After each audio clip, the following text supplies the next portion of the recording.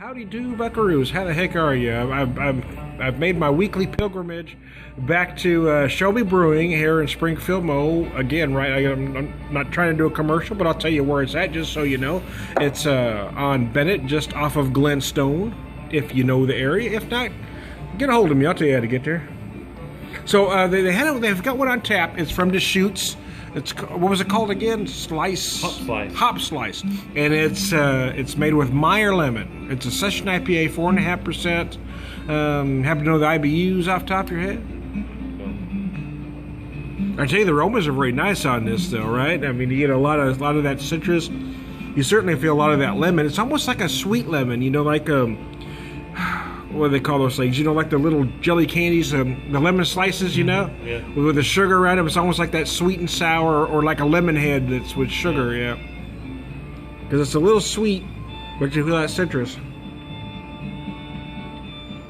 I think Andy's politely agreeing with me, but so I'm here sitting with John and Andy, who don't want to go on camera, but they don't mind answering questions. You guys want to talk about anything that's been going on here? You got, I know you've had a local news station in here recently. Yeah, the news leader was in, brewed a batch of beer, took some video, and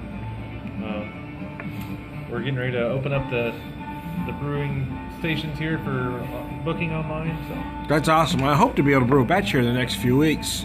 What are you drinking there, John? I noticed you got yourself a little sample of something.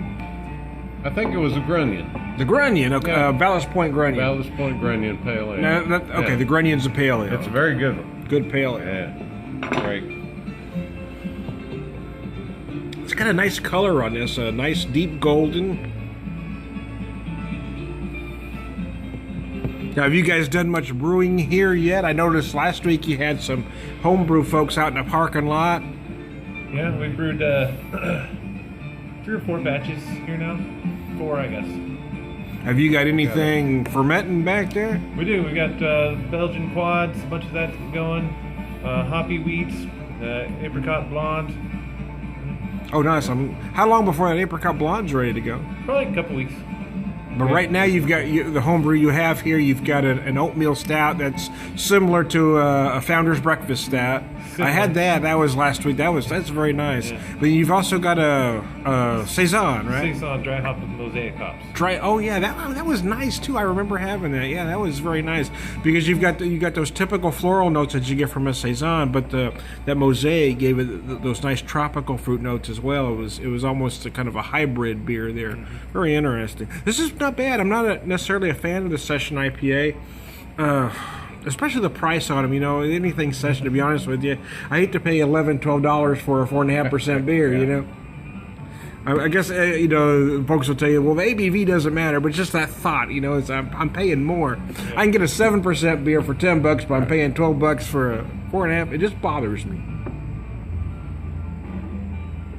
So anyway, if I get any more from this, I'll come back, but I'm going to take a break here and enjoy my beer and BS with John and Andy beer. This is Time to Beer Whisper. We'll talk to you later.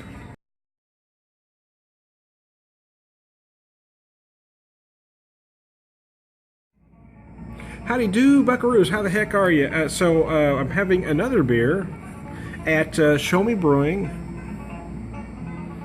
And this time I'm having the Grunion. Actually, I haven't had this before, and I'm not sure why. It's considered a pale ale. Andy, you happen to know any numbers on this thing? I think it's 5.5%. 5.5? And I don't know about any IBUs? Okay.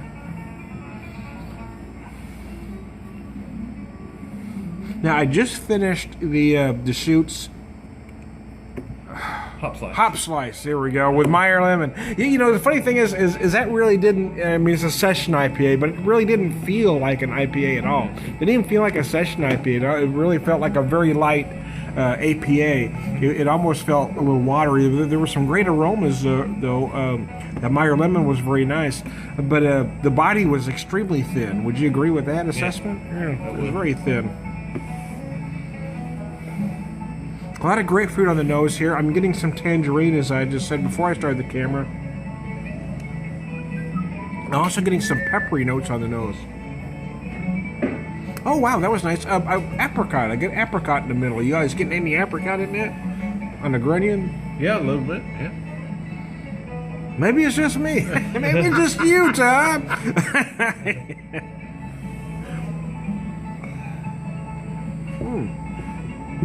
Yeah, that is a nice beer. My biggest problem with Ballast Point over the years has been, gosh, some of that stuff's $14 a six-pack. And I mean, I'm not saying that's not necessarily worth it, but I am saying that there are beers of equal quality on the shelf for about $9 or $10 a six-pack. And is it what? Price. Yeah, $11. Six-pack? Yeah, I think they have some beers that are $15 a six pack, and then some that are like 11. Yeah, Sculpin runs about 15. I think Sculpin's a fine beer, but I don't know if it's $15 worth of fine. I like this as well. But I've said this before. I'm a bit of a tight one, man. I'm kind of tight. It's nice though. It's got some nice. Again, I thought that Deschutes felt very watery. I don't know what they're getting for it. I haven't seen it anywhere else, but the aromas were very nice. I thought the aromas were very pleasant, but when I got to drinking the beer, it just felt very light, very watery. But this is nice.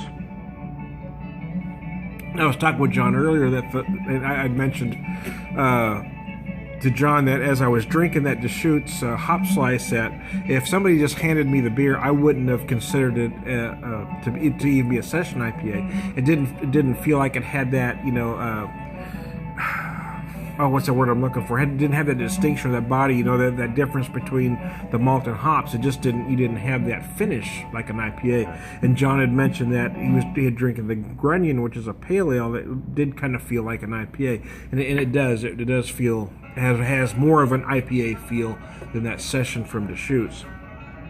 Of course, then now if you have a Sculpin, that's a big IPA. So it's you feel a difference. Obviously, this isn't that, but yeah, I mean, if somebody just handed you this beer, it does have that difference between the malt and the hops that you get from an IPA typically.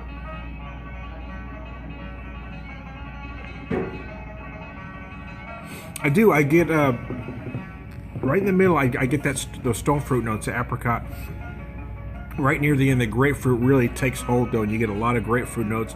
I'm also getting bits of a tangerine zest, and then I get these nice peppery notes in the finish, almost like white pepper right at the end. Anyways, I'm trying to beer whisper, and I might be back later. Who knows?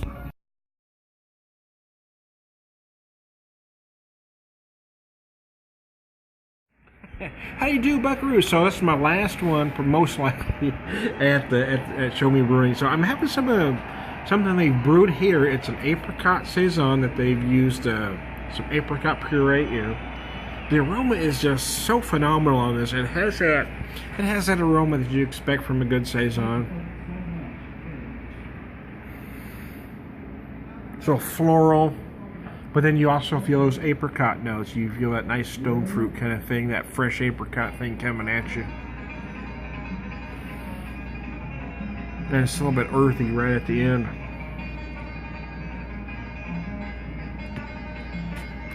It's just nice. That's nice. I love this place because the folks are so friendly out here. I mean, you can, it's a home brew shop. It's not a bar, but you can have a beer by the glass and, kind of relax while you're walking. You can get yourself a beer and walk around the shop. Or, it's set up where you can brew. Look at the tanks in there. It's set up where you can brew here. So, if you're just doing extract brewing, it's not going to take as long.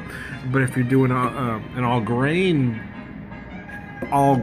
brewing, wow, I'm having trouble speaking. If you're doing all grain brewing, it might take a few hours. At least you can have 2, 3, 4 beers through the course of while you're brewing. So that's kind of cool. So, anyways, yeah, for me, I'm an old retail guy. So for me, it's all about customer service. I mean, my dad ran hot truck when I was a kid, so I kind of grew up in that business. So for me, everything is about customer service. And as I got older, I kind of went into retail, and so there's a lot of folks out there that their concept is good, but they have no idea how to treat people. This is a place that knows how to treat people. They're very friendly. They're knowledgeable about what they're doing, and it's just a great concept where you can come in, get your home brewing supplies, or you can brew here, or just sit and have a beer and talk to John and Andy. So anyways, hey, I'm Tony Beer Whisperer, and we'll talk to you later.